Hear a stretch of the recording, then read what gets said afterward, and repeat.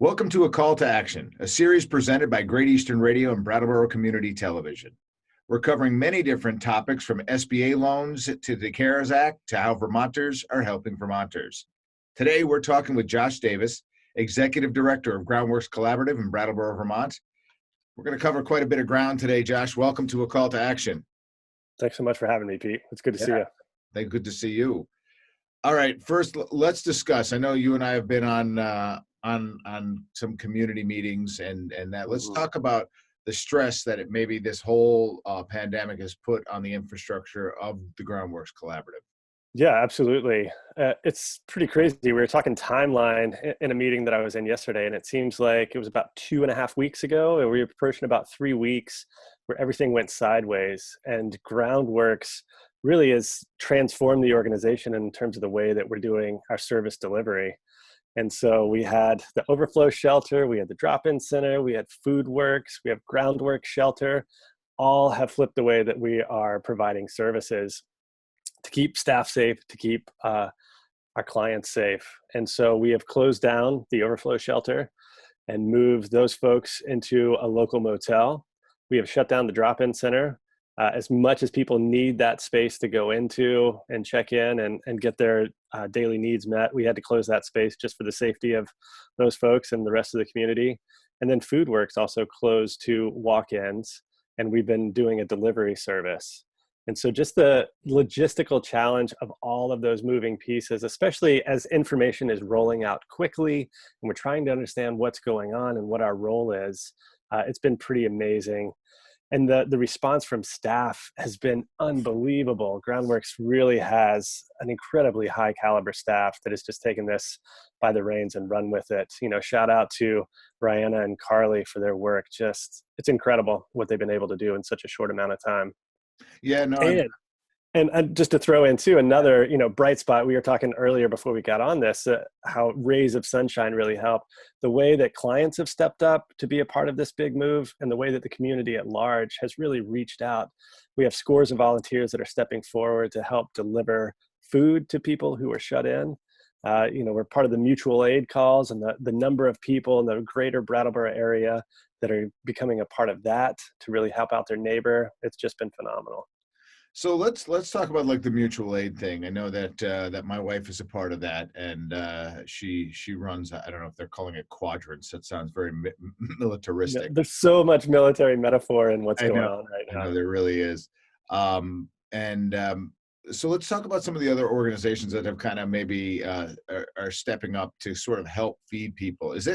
Does that help you if they're running outside the groundwork system? Do you find that is a help? I think I heard this in a meeting the other day. Disaster is chaos. Yeah. And so what we saw initially was just, what is everybody doing? What's going on? And you and I were on this call yesterday. There's kind of a community response team that is formed. Yeah. And what I see is some of that disparate energy is starting to coalesce together. Yeah. And so I don't know if it really helps or hurt us. I think it just is duplicating things that are out there, and we can really piggyback on each other to streamline the way that basic needs services are getting provided in the community. So I really love the fact that we have this grassroots volunteer management group that has popped up, really trying to gauge people within their neighborhood. So building stronger connections with your neighbors, which is a beautiful thing in general, but right. Much less when this is going on and people are really isolating. And so able to harness some volunteers there and then refer to organizations as needed or other people as needed. Okay. We've seen Food Connects and the Vermont Food Bank really working in close tandem with what we're doing at FoodWorks and in the community, but also with the school lunch program. So schools are passing out, 1,500 lunches or something crazy. Yeah. And the way that they're doing that at multiple sites throughout the community, they have school bus delivery. And so we're talking about ways that we can partner with them to streamline deliveries as well. So yeah, I think we've reached, a more military metaphor is the surge. We're kind of waiting for this surge to come. Yeah. And while we're doing that, we've settled into this new normal just a little bit. We have a relatively clear idea of what everybody's doing in the community and are working on ways to creatively connect and support one another. Yeah, I don't think that there's necessarily any bad answers during something that you label as a pandemic, and I've been joking around and saying that nobody pandemics well, so we have to, you know, we're all just figuring this out. But I agree with you, Absolutely. and I think for the first time since this whole thing has begun, I believe that things are beginning to tamp down a little bit as far as movements like the one you're involved in and the ones that we're both involved in. Um, Hmm. so I do feel like there's been a little bit of a little bit of a rut created for us to kind of follow, um, Hmm. and it seems to be working, and it'll probably have to be adjusted. Um, on that, are you guys finding that there's a lot of kind of constant adjusting on the fly at Groundworks Collaborative? I mean, having to meet needs, and once somebody becomes a homeless person or becomes food insecure, I mean, things have already gone sideways enough now that. Hmm. So how much are you had to adapt? Yeah, I think that our staff have been incredibly flexible in terms of how they're providing needs and what's coming up because we're in different locations now. So they're having to learn new spaces, learn how to manage new spaces, learn how to work with folks. And now, when we're at the motel, we have a number of people in one local motel. So we're also having to coordinate food. And so reaching out and making those connections and making sure that people are fed, and then not to mention checking in on people's health, physical health, but also mental well-being. And so absolutely our staff are having to flex and do things in a much different way. We have our case managers who are calling folks at home on the phone a lot to check in on people. I heard that, there's some people in the community that don't have cell phones. And so we provided some cell phones to them the other day so that we can make contact with them and stay in touch as this is going on. So really having to be flexible, having to be creative and collaborative and communicate extremely well. And I can't say enough good stuff about how our staff has responded. It's just been phenomenal. Yeah, no, that you definitely. I mean, you're right and it all fits into your mission of helping people in their time of need, and this has just become exponential at Yeah. this point. And I don't think that part is going to slow down. Unfortunately, I think as the economy continues to take a downward turn, I think we're going to see more and more. So the more and more community support that you receive is going to be important. Speaking of that, of Yeah. community, how are you asking people to help? I mean, obviously, you know, can't do a food drive. Yeah, please don't drop off deliveries. Stay at home. It's let's figure out other ways to support us. If you are up and able-bodied and really want to volunteer, you can go on our website, and we're looking for folks to help deliver food. We've had a good calling there, but we are building a list of folks. And also there is a way to donate. You can click right on our website. You can make an easy, safe donation to support the work that we do. We were talking about food a lot. Our demand for food in the community has doubled over the last couple of weeks. And so we're providing much more food to the community. We're getting support with that, but we could always use more support. We just mailed out an appeal to folks that are on our mailing list. And I would encourage everybody to go on our website because we have great information that we're updating on the work that we're doing there. And so once you go on the website, you can also sign up for our mailing list, and you would get something like this appeal that would talk about the work that we're doing and how important it is and how it's very easy to make a donation to the organization. Right. Yeah, got mine, by the way. So Thank you. Thank you so much. I got to check for you. Um, yeah, I mean, obviously cash is king. I know that if I'm going off the days when I was a board member, um, Absolutely. trying to remember, I think the statistic was that the Groundworks food shelf was the second largest food shelf in the state. Was that still? I'm not sure for the second or third. We're definitely in the top five. I don't know where we place on there. And, to your point, cash is king. Cash is really great because Christine and the folks at FoodWorks can really stretch that dollar. And so there's much more buying power when you're going through FoodWorks just because of the networks that we have working with the Vermont Food Bank and also in some of the deals that we have with our local grocery stores. And so we're really able to stretch that dollar almost 4 times as much than if you were to go and buy something off the shelf. So it Yeah. really does help in that regard. Yeah, we were running down some numbers with Libby Bennett, who is your development director, a Hmm. while back, and talking about what $20 will get you versus what $20 will get Groundworks Collaborative. $20 might get you a meal, dinner. $20 through Groundworks Collaborative could feed a family of 4 for close to a week. Is That's that right. are those so? That's accurate. Yep. So I mean, even if it's just a $20 donation, know that that helps. Capital campaign. I mean, yikes! You guys were right in the throes of this thing. We, nice presentation, groundbreaking stuff. Now what happens? Oh, Pete, man, you've been on the board. I mean, since the inception of Groundworks, we've been talking about this project.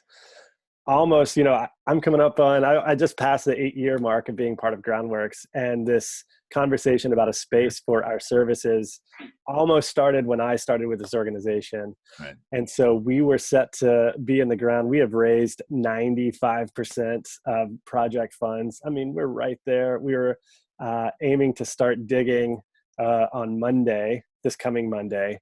And of course, with the order, we absolutely respect the governor's order and we want to keep people safe. And now, we have to postpone until that order to stay home and stay safe is lifted.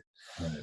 And so it's a tough pill to swallow, to be right here and have to pull back on it and have to wait. And so the future is a little unclear on that. It does give us more time to spread the message.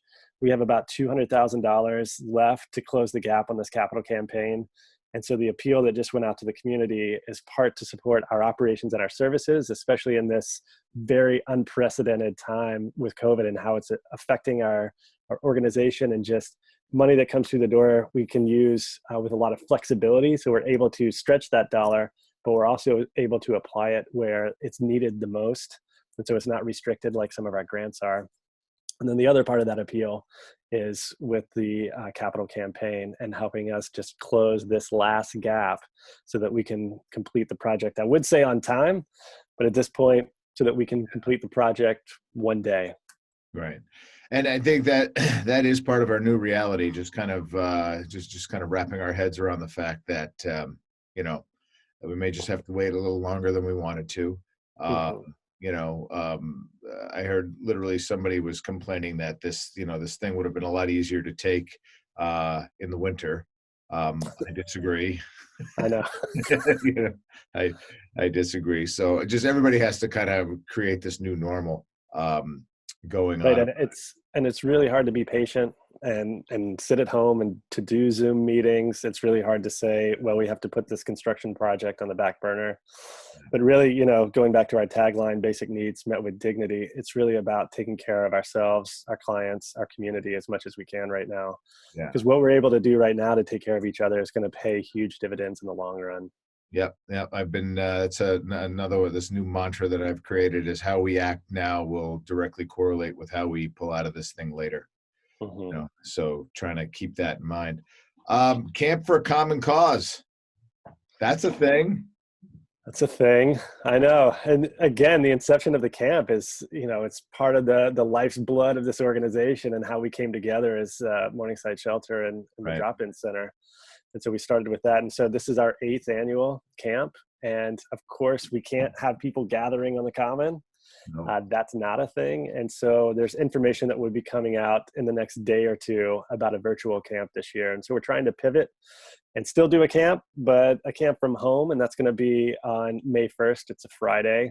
We're going to take that night, and we have some fun ways for people to connect on that night and build a little excitement around this and try to get and raise critical funds for the organization. And so the camp is on, but with a slight variation. And so information is coming up about that, and we'd love to have as much participation in the community as possible. I think that this could be the biggest year of the camp, if you want my honest opinion.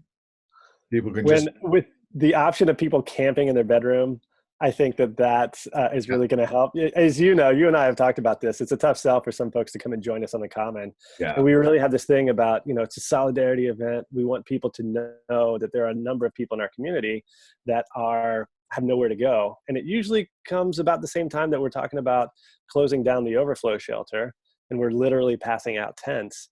Again, that is different this year. The overflow shelter is basically closed. People are in motels indefinitely. I have to give huge kudos. I know we're talking about the camp, but just a tangent real quick. Yeah, please. The state, I have to give huge kudos to Office of Economic Opportunity, Sarah Phillips in particular. I know this will not mean much to a lot of people, but Office of Economic Opportunity is one of the main funders for homeless shelters throughout the state. And their leadership and organization around dealing with COVID-19 and all of these changes has been incredibly impressive. And we have scores of people that have been relocated either in the community that are camping out or in the overflow shelter that have been put in motels just over the last couple of weeks. We don't know how long that's going to last, but the assumption is it's going to last for the duration of when we are isolated, when we're in place, stay at home, stay safe. And so that means that the overflow shelter, which normally closes at the end of April, those services will continue, and so we won't. But once this passes, we will be handing out tents to people. Right.